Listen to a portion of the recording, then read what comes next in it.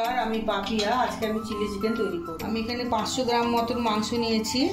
Vinegar দিয়ে মাংসটা, vinegar আর সামান্য লবণ দিয়ে আমি মাংসটা ভিজিয়ে রেখেছিলাম 8 ঘন্টা ধরে। আমি এবার এটা থেকে তুলে নেব।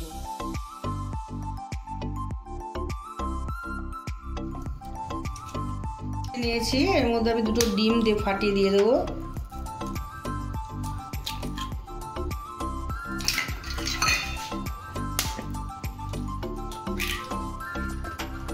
আদা রসুনের পেস্টটা দিয়ে দেবো। 1 চামচ মতন লঙ্কার গুঁড়ো। টেস্টের জন্য আমি এখানে 1 চামচ মতন সয়া সস দেবো।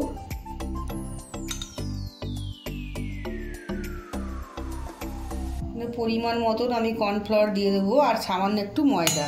তো ময়দা দিয়ে দিচ্ছি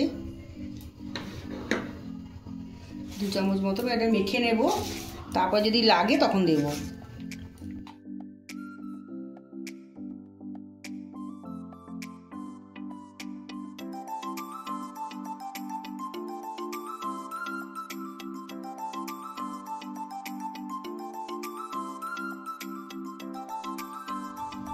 আর একটু লাগবে এখানে, ওই জন্য আমি আর একটু কর্নফ্লাওয়ার দিয়ে দিচ্ছি।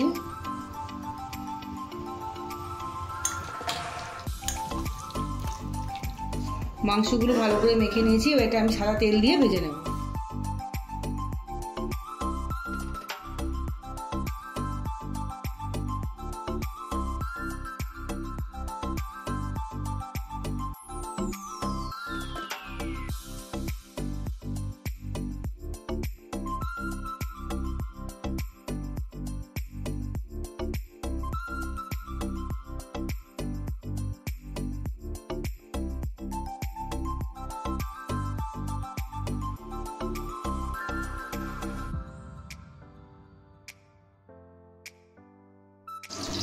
আমার পকোড়াগুলো ভাজা হয়ে গেছে, আমি এগুলো তুলে নেব।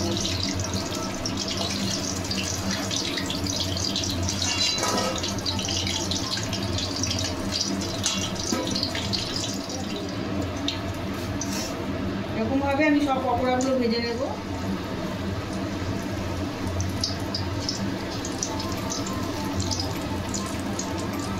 হচ্ছে ওইদিকে কড়াইয়ে আমি এদিকে চিলি চিকেনের গ্রেভিটা তৈরি করে নেব।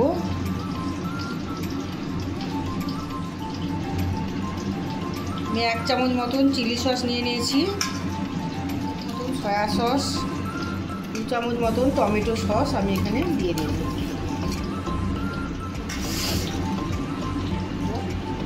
একবার মতন এখানে আর একটু সয়া সস লাগবে, আরও 2 চামচ মতন সয়া সস নিয়ে নেব।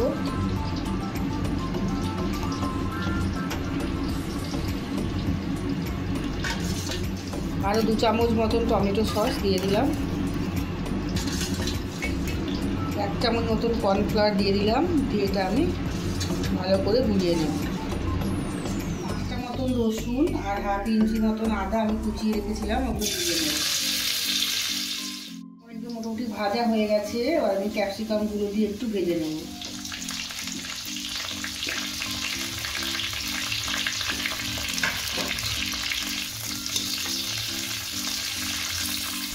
এবার পেঁয়াজগুলো দিয়ে দেবো।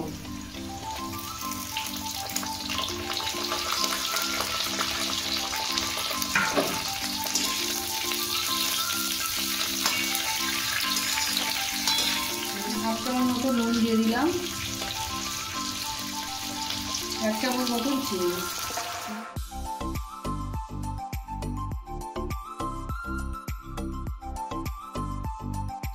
আমার পেঁয়াজ আর ক্যাপসিকামটা ভাজা হয়ে গেছে, একটু নরম হয়ে গেছে একদমই।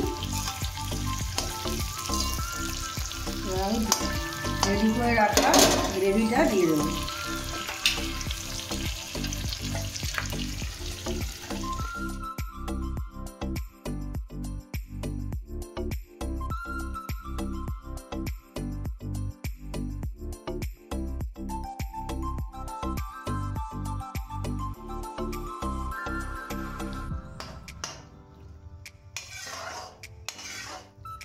আমার চিলি চিকেন রেডি হয়ে গেছে।